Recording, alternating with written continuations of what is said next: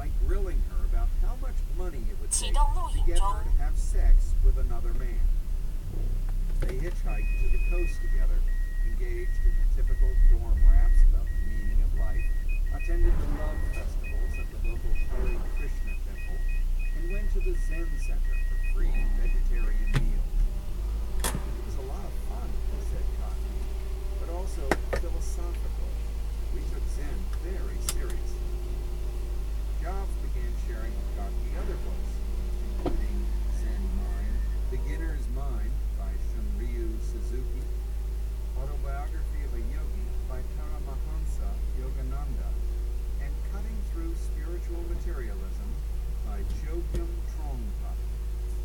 They created a meditation room in the attic crawl space above Elizabeth Holmes's room and fixed it up with Indian prints, a jewelry rug, candles, incense, and meditation cushions. There was a hatch in the ceiling leading to an attic which had a huge amount of space, John said. We took psychedelic drugs there sometimes, but mainly we just meditated. Jobs' engagement with Eastern spirituality, and especially Zen Buddhism, was not just some passing fancy or youthful dabbling. He embraced it with his typical intensity, and it became deeply ingrained in his personality. Steve is very much Zen, said Kottke. It was a deep influence.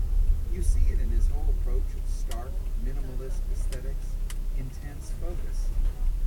Jobs also became deeply influenced by the emphasis that Buddhism places on intuition.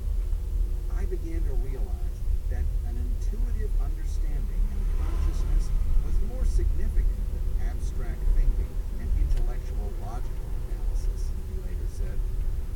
His intensity, however, made it difficult for him to achieve inner peace.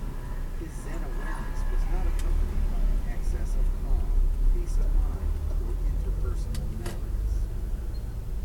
He and Kottke enjoyed playing a 19th century German variant of chess called Page Scheme, in which the players sit back to back. Each has his own board and pieces and cannot see those of his opponent. A moderator informs them if a move they want to make is legal or illegal, and they have to try to figure out where their opponent's pieces are. The wildest game I played with them was during a lashing rainstorm sitting by the fireside, recalled Holmes, who served as moderator. They were tripping on acid. They were moving so fast I could barely keep up with them. Another book that deeply influenced Jobs during his freshman year was Diet for a Small Planet by Francis Moore Urquhart, which extolled the personal and planetary benefits of vegetarianism. That's when I swore off meat pretty much for good, he recalled. But the book also reinforced his tendency to embrace extreme diets, which included purges, fasts, or eating only one or two foods, such as carrots or apples, for weeks on end. Jobs and Kottke became serious vegetarians during their freshman year. Steve got into it even more than I did, said Kottke. He was living off Roman meal cereal. They would go shopping at a farmer's co-op where Jobs would buy a box of cereal, which would last a week, and other bulk health food. He would buy flats of dates and almonds and